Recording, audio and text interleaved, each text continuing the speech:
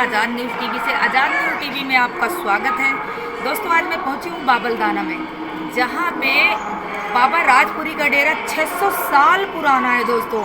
और ये 22 एकड़ ज़मीन में बना हुआ है। जो बाबा राजपुरी जी थे वो 1008 में अपना समाधि ली हुई थी। उनके बाद बाबा द्विजपुरी हैं, तो उनसे कुछ जानकारियाँ यहाँ प्राप्त करेंगे, किस तरह की यहाँ पे सेवाएं चली हुई हैं। तो मैं अब यहाँ पे पहुँची हुई हूँ, गुरुजी से बात करेंगे कि यहाँ पे मतलब कितना समय हो चुका है गुरुजी को। तो गुरुजी, आप शुभ नाम बताइए।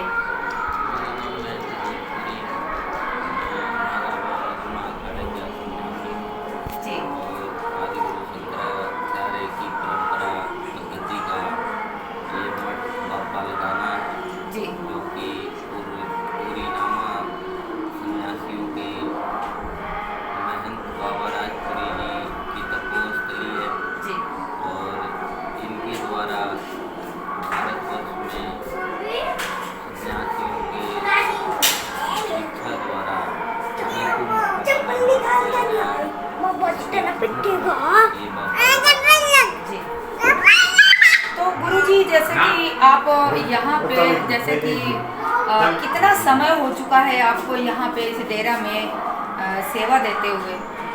ये बच्चा ऐसा है, ये मठ सिद्ध बाबा राजपुरी जी महाराज द्वारा संचालित हुआ है। कहा जाता है कि किसी काल में बाबा राजपुरी जो संत हुए वो इसी नगरी में जन्म लिए थे और जाट के घर में इन्होंने जन्म लिया था।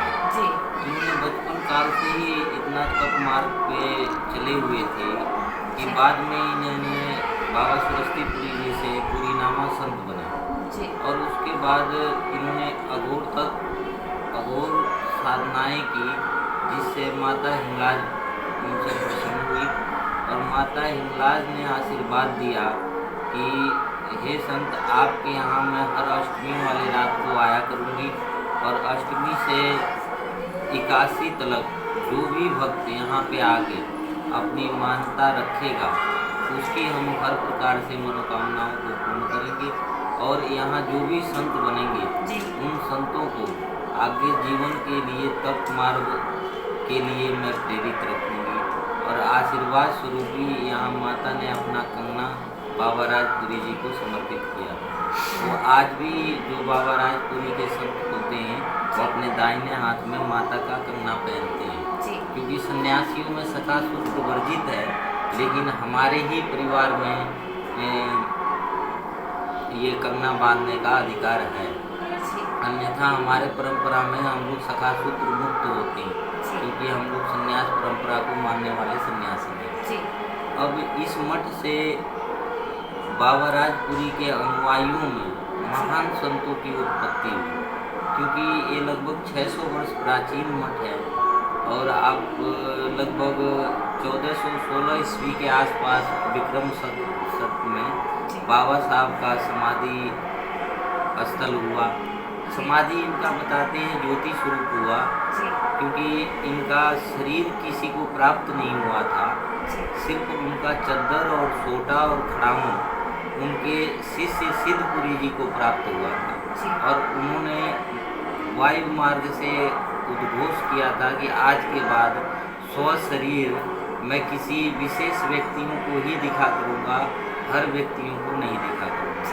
तो ऐसी वाणी सुनने के बाद बाबा सिद्धपुरी जी ने उनको यहाँ समाधि स्थल बनवाया और अपने गुरु पद्धति को अनेकों संत हुए, जिनके कुछ संतों के बारे में मैं आपको बताता हूँ। जिनमें प्रथम तो आप नागा बाबा तोतापुरी जी हुए, जिन्होंने रामकृष्ण परमहंस को दक्षिण में बंगाल में जाके शिष्य बनाया, जिनके शिष्य स्वामी विवेकानंद जी हुए, जिन्होंने पूरे भारत वर्ष को विश्व पटल पे सनातन के रूप में प्रदर्शित किया।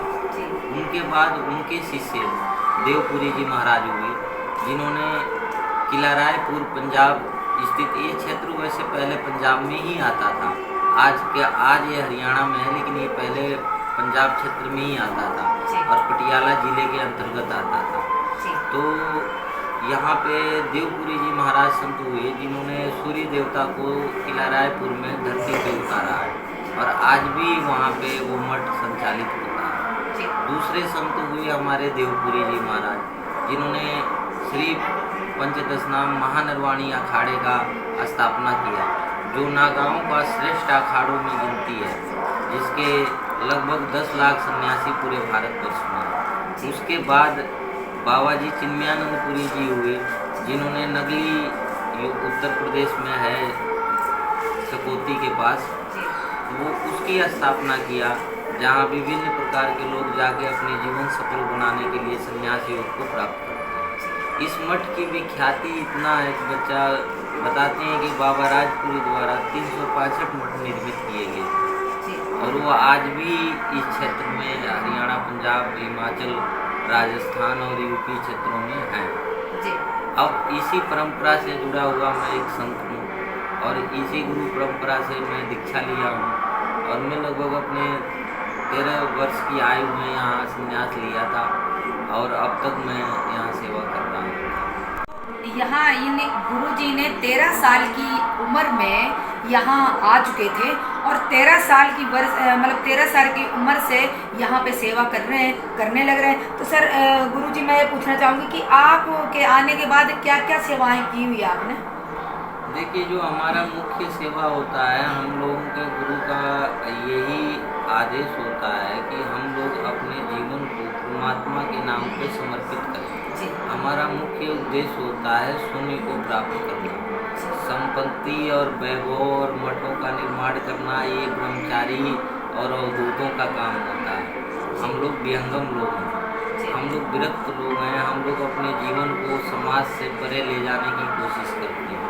तो वैभव और इसके विषय में तो हमने कुछ नहीं किया, जो कुछ किया यहाँ के भक्तों ने किया या इस मठ के अनुयायियों ने अपने रहने सहने के लिए जो भी निर्माण कार्य किया है इन्होंने ही किया है। क्योंकि मैं एक संत हूँ, मैंने इन चीज़ों से कोई वास्ता ही नहीं है।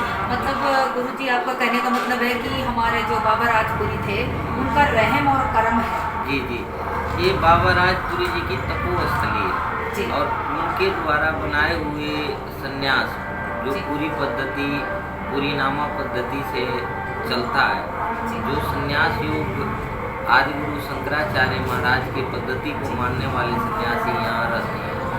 और इसमें क्या है कि इस मठ में जितने भी सन्यासी हुए वो ज्ञान मार्ग के लिए यहाँ संन्यास लेते हैं और अपने जीवन को सफल बनाते हैं और अवधूत ज्ञान लेके और विहंगम रूप को धारण करते हैं। तो दोस्तों आप देख सकते हो गुरुजी ने बहुत अच्छे विचार रखे हुए हैं। गुरुजी का कहना है कि यहाँ जो भी आते हैं अच्छे विचार लेके आते हैं और जो भी आते हैं अच्छी अपनी मनोकामना उनकी सारी पूरी होती है। तो दोस्तों बने रहिए हमारे चैनल पे, सब्सक्राइब कीजिए, लाइक कीजिए। जय हिंद, जय भारत।